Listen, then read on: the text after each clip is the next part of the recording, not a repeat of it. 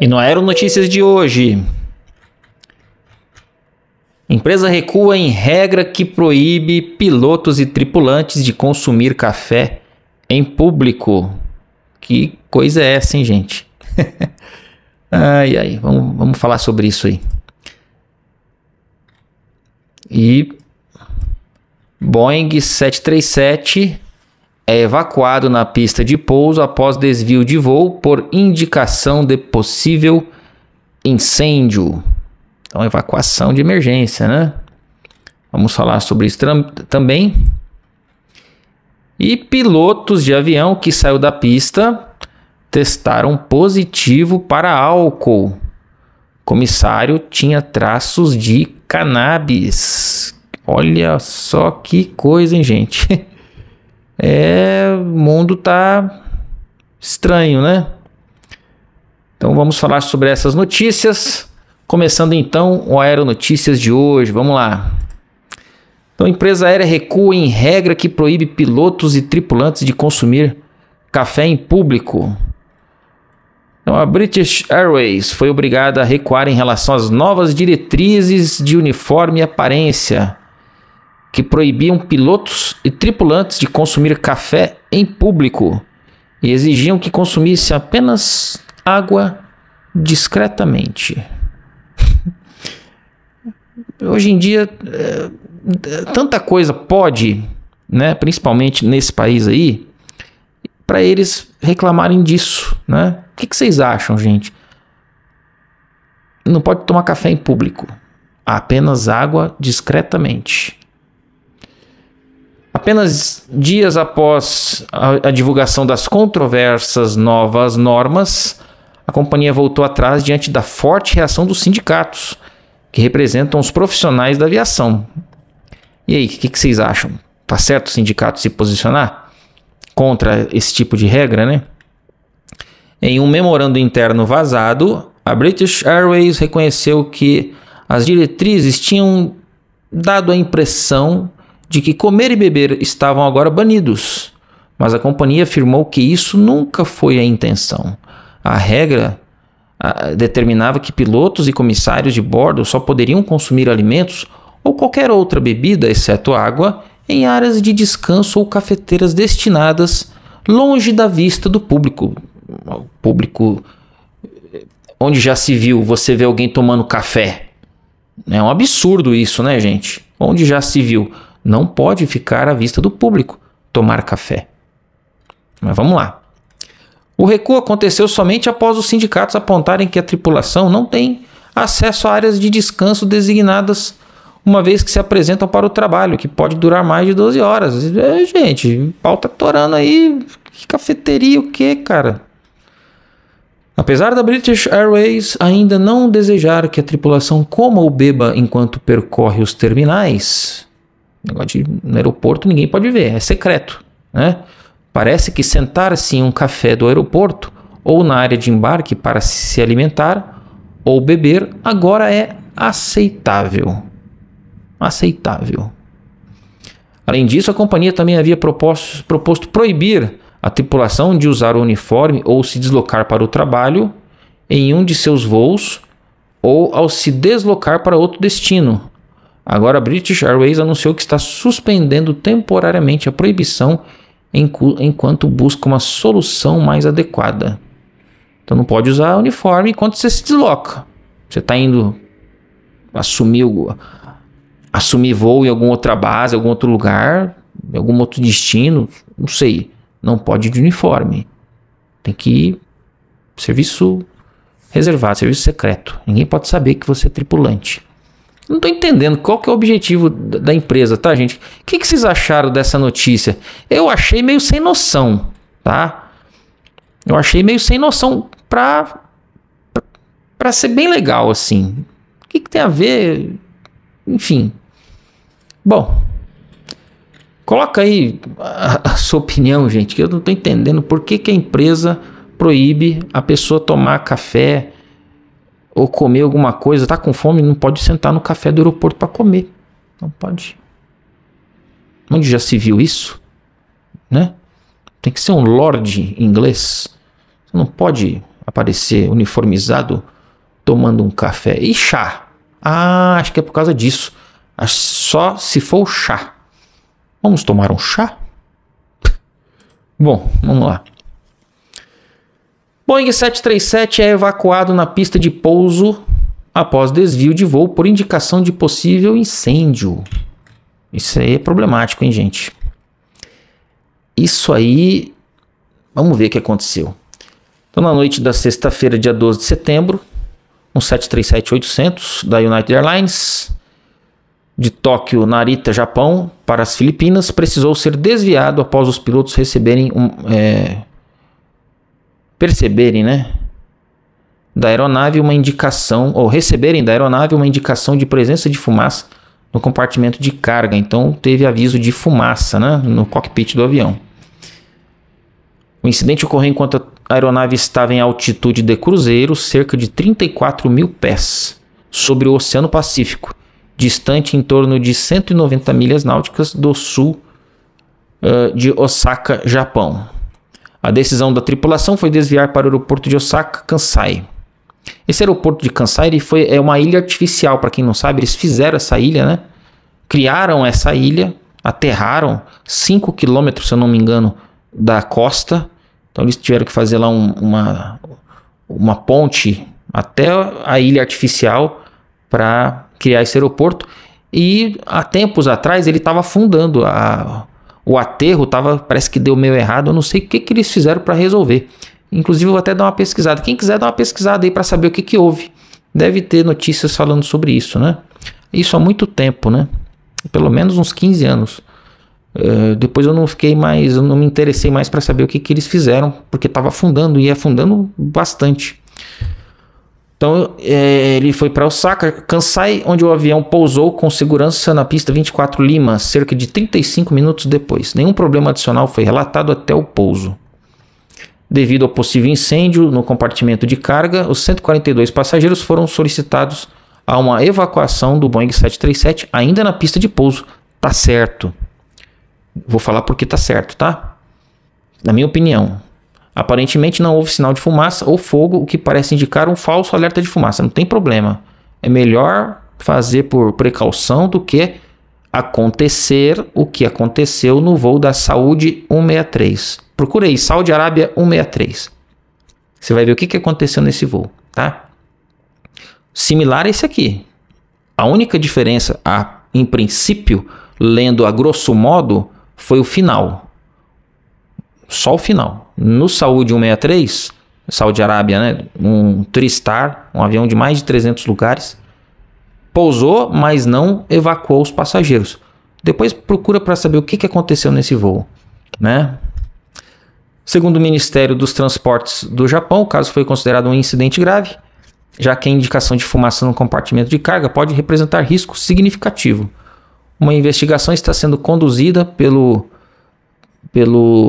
Japan Transport Safety Board, que enviou 2 especialistas para apurar as circunstâncias do ocorrido. Então eles vão investigar, né? Como incidente grave é investigado, né? Como se fosse um acidente. E parabéns à tripulação, fizeram aí, na minha opinião, perfeito. Não sabe, tá na dúvida, faz evacuação, tá, gente? Repito, procurem pelo voo Saudi 163, Saudi Arábia 163, tem no Wikipedia. Não vou falar sobre isso aqui, é pesado, tá, gente? É um negócio, mas tá curioso? Dá uma pesquisada lá. Aí vocês vão entender por que eu achei totalmente correta a atitude da tripulação nesse caso aqui, né?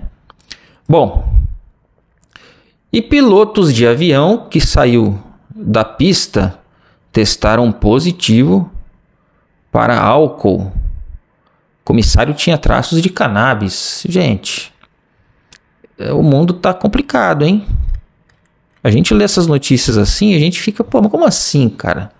Testes toxicológicos indicaram consumo de álcool por ambos os pilotos de um 737-500 da Air Peace, que aterrou longamente e saiu da pista em Port Harcourt, de acordo com investigadores nigerianos.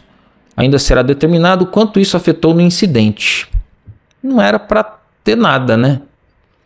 São profissionais, né, gente? Pelo amor de Deus, né? O Escritório de Investigação de Segurança da Nigéria relatou que o primeiro oficial fez pelo menos uma chamada para um procedimento de arremetida antes que o comandante que estava pilotando decidisse prosseguir com a aterrissagem. Foi um pouso longo, né? Foi pousar lá no final da pista. Não tinha mais espaço para parar, tanto que saiu da pista, né?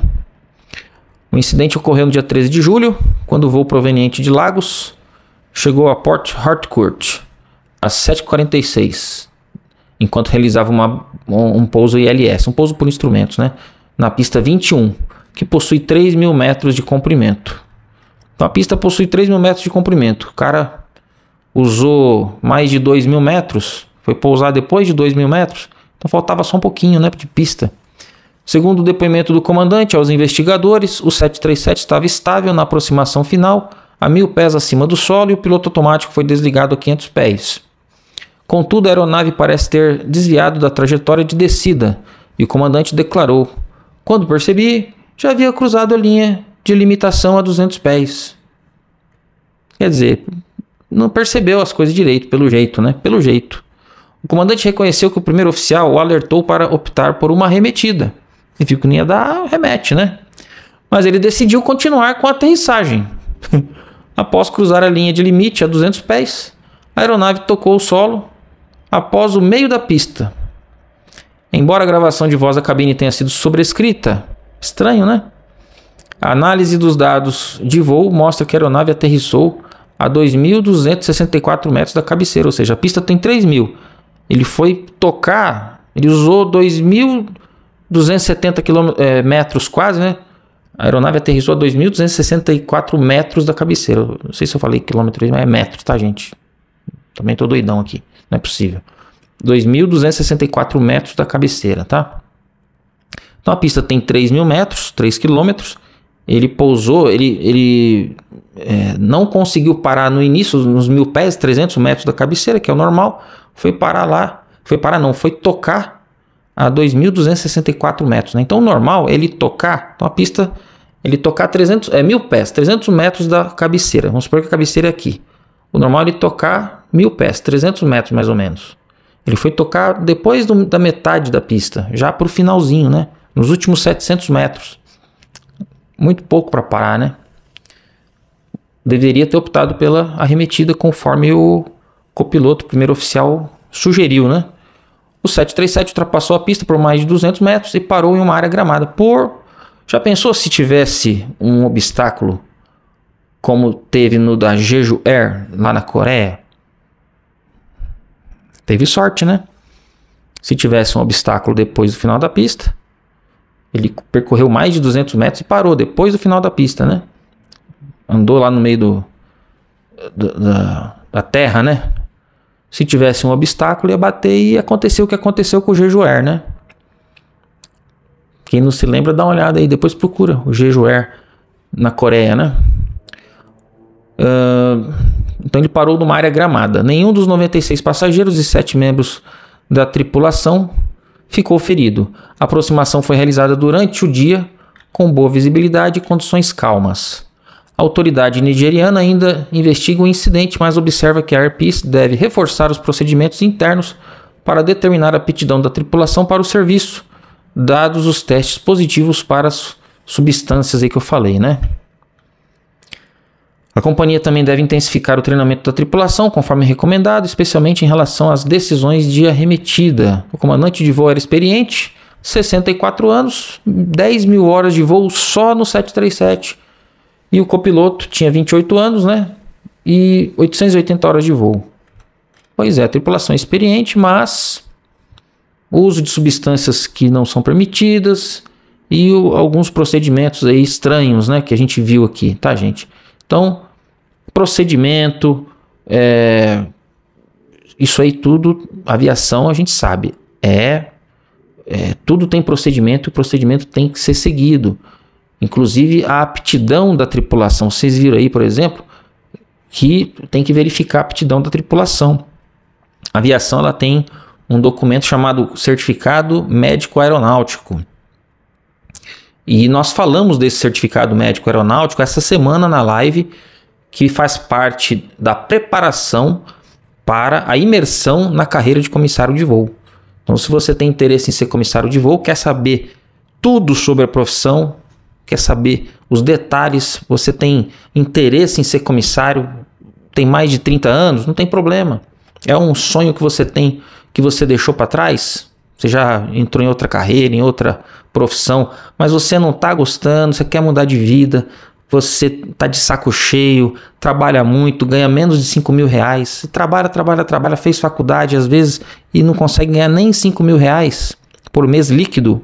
Aviação, gente, comissário de voo ganha entre R$7 e R$11.000 por mês líquido, sem falar nos benefícios de passagens, no mínimo 10 folgas no mês por lei, tá? Então, quer mudar de vida? Quer poder viajar nas férias para onde você quiser, porque você tem o benefício de passagens para você e para sua família? Quer saber mais sobre a profissão? Entra na imersão na carreira de comissário de voo que eu vou fazer semana que vem, segunda-feira, dia 15, depois dia 17 e dia 18, às 20 horas, um evento online e gratuito. Para você, mesmo que você tenha mais de 30 anos, está começando do zero, nunca fez curso, nunca fez treinamento, nunca pensou em ser comissário, ou está em transição de carreira, já trabalha em outra coisa, está de saco cheio da rotina do chefe, do trânsito, de fazer todo dia a mesma coisa, de não sair do escritório, não sair do seu trabalho, quer mudar de vida, dá uma olhada como funciona a carreira de comissário para você conhecer, tá? E essa semana nós fizemos várias lives preparatórias, tá? Vou deixar na descrição desse vídeo para você assistir e aí você já vai se ambientando, já vai se preparando para participar semana que vem. Também vou deixar no link a descrição no link desse vídeo para você se inscrever na imersão na carreira de comissário de voo, tá bom? Vale a pena, tá, gente? E o Aeronotícias fica por aqui. Notícias esquisitas, né? No domingão, mas é o que nós temos, né, gente? Comentário, e deixe seu comentário, o que você achou aí das notícias do não poder tomar café no aeroporto, do 737 que deu tudo certo, fez corretamente, os pilotos fizeram corretamente aí, fizeram evacuação, tripulação, os comissários fizeram ali o seu trabalho, diferentemente do que aconteceu no Saúde 163, que eu falei aqui, né? Comentei. E nesse caso aí dos pilotos que, né? Uso de substâncias proibidas, enfim. Deixe seu comentário aí que isso ajuda bastante no canal. Já deixa seu joinha, se inscreve no canal, se inscreve também lá no Instagram. Vale a pena, tá, gente? Um grande abraço e a gente se vê no próximo Aeronotícias. Valeu!